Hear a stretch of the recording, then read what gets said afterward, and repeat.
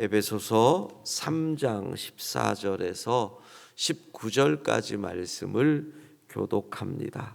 하나님의 말씀입니다.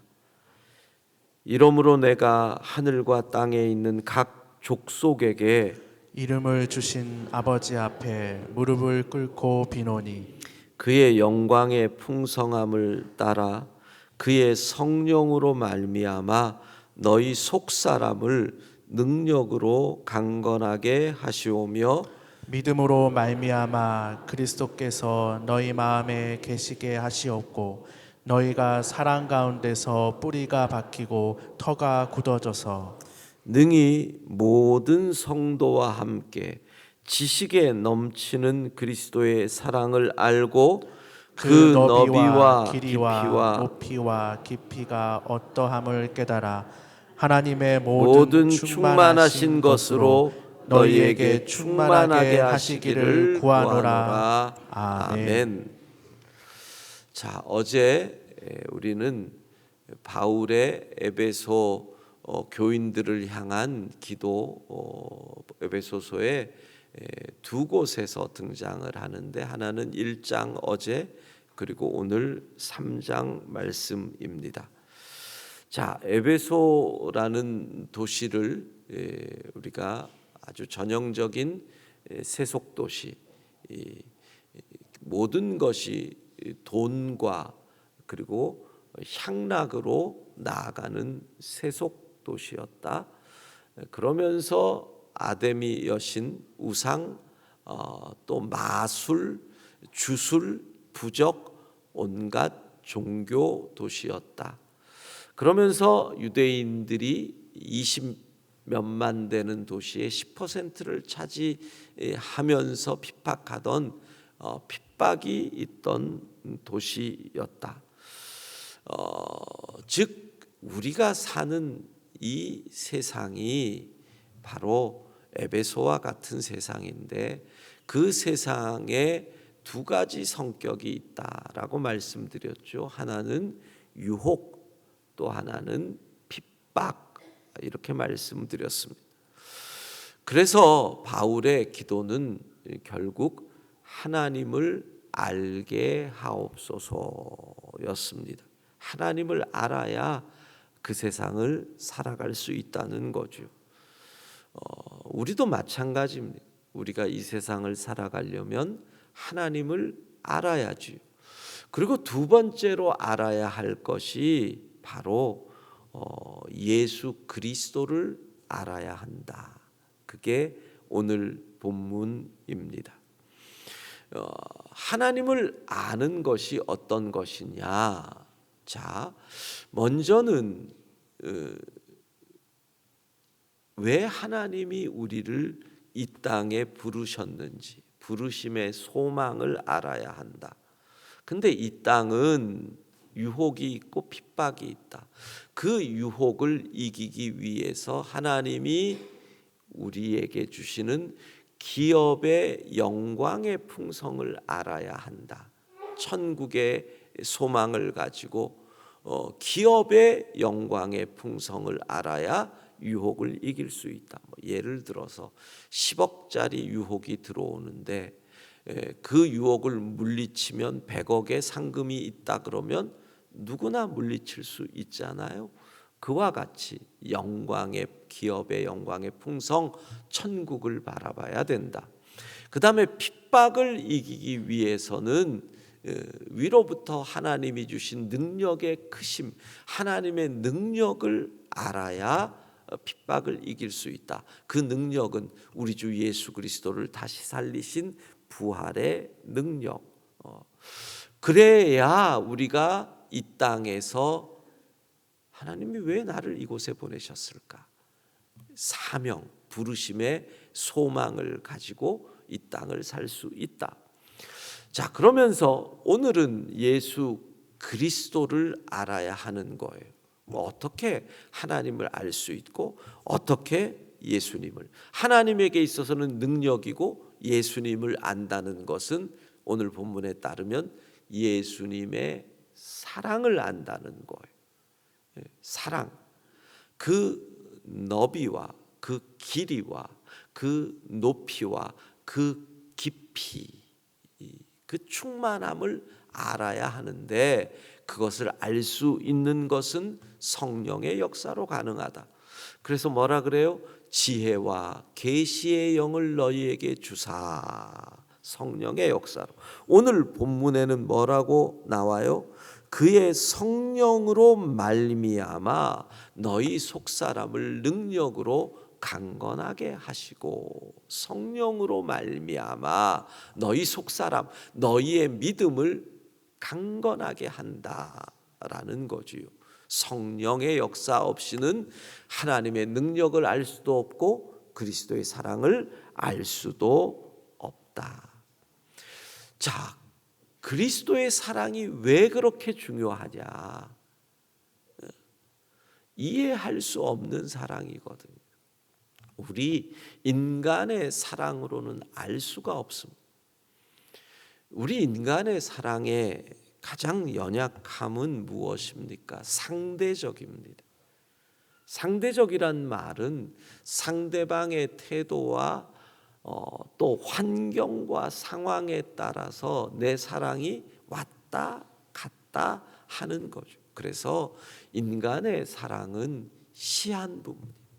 누가 뭐래도 시한부입니다. 제가 그래도 목사인데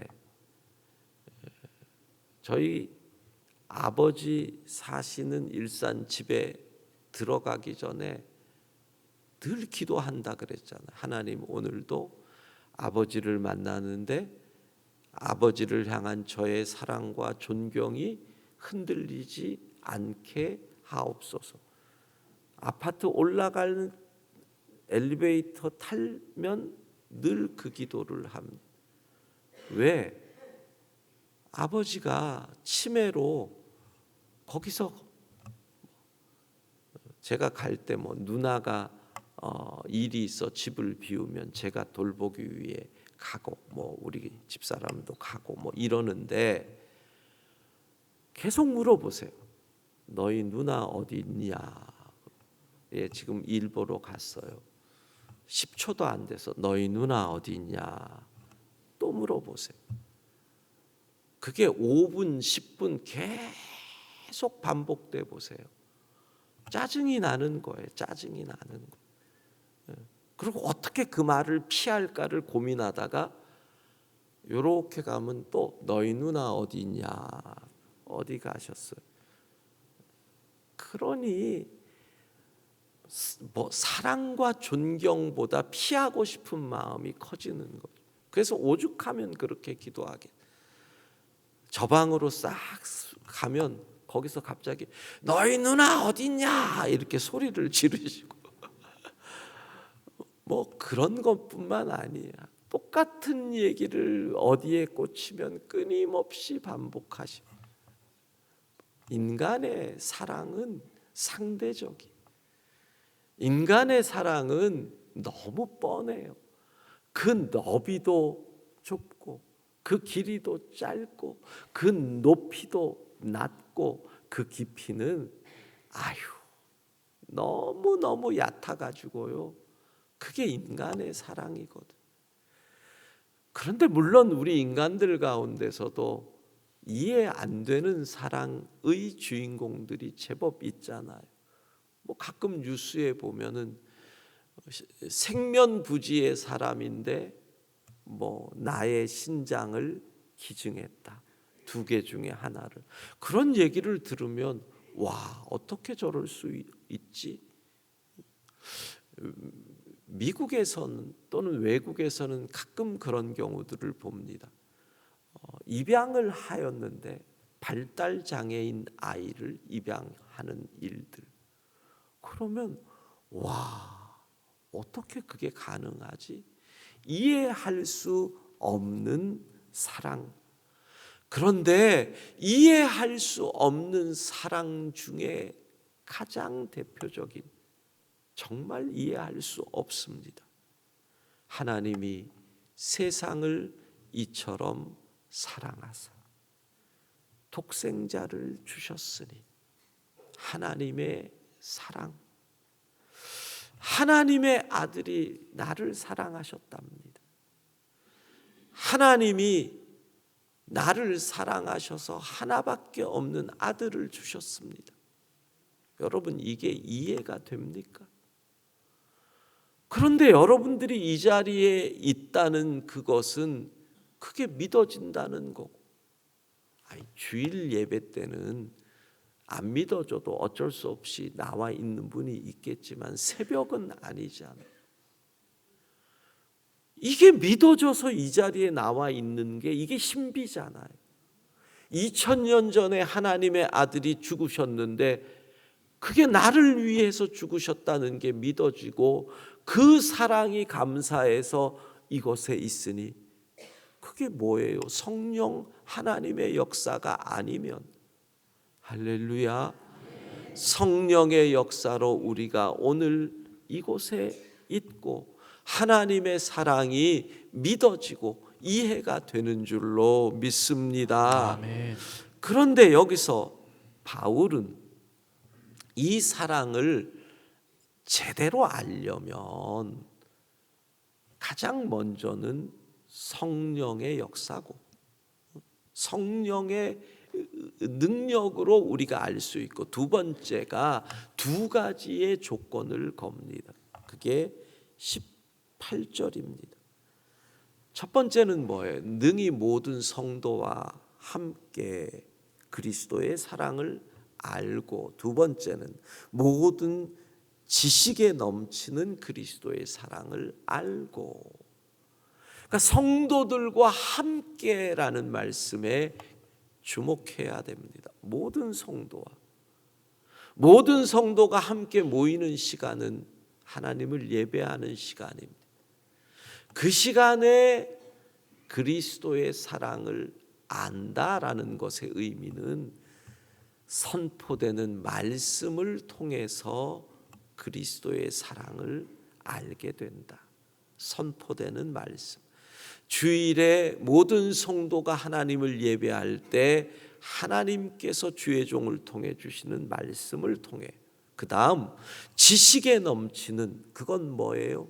우리가 갖고 있는 성경 말씀, 기록된 말씀.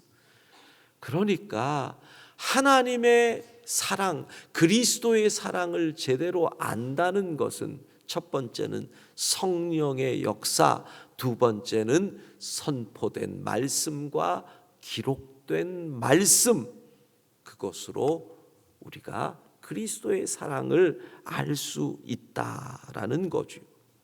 그러면서 너희가 그리스도의 사랑으로 충만해야 하는데 그 너비와 길이와 높이와 깊이가 얼마나 큰지 그거를 체험해야 된다는 거예요. 여러분, 하나님이 아들을 주셨습니다. 그 아들이 이 땅에 와서 십자가에 달려 나 때문에 죽으셨습니다. 그 사랑의 너비가 얼마나 큰지, 사랑의 대상, 요한복음 3장 16절로 설명하면 하나님이 세상을 이처럼 사랑하사옵니다. 세상, 하나님이 사랑하신 세상이 그 너비가 얼마나 넓은지, 하나님이 사랑하신 세상에는요, 하나님을 거부한 인류가 있습니다. 하나님이 사랑하신 세상에는 하나님이 없다는 죄인이 있습니다.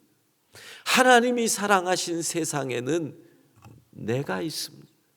하나님이 사랑하신 세상에는 하나님을 향하여 비난하는 사람들이 포함되어 있습니다. 그 넓이가 끝이 없습니다.